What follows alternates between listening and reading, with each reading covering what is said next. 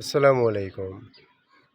বলেন তো আমরা কখন সব টাইমে ছোট টাকা সন্ধান করি?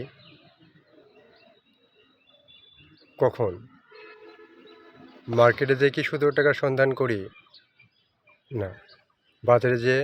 না। তাহলে কোথায় যেয়ে আমরা ছোট টাকার সন্ধান করি?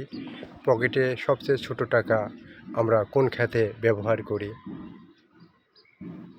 বলেন তো সবচেয়ে ছোট টাকা আমরা কোন খাতে ব্যবহার করি? দানের ক্ষেতে।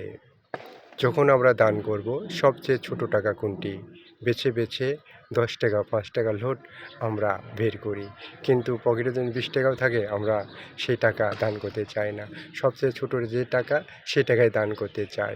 কথাটিকে আমি ঠিক বললাম না ভুল বললাম একটু জানাবেন। সবাইকে অন্তরের অস্তরকে ভালোবাসা এবং শুভেচ্ছা রইল।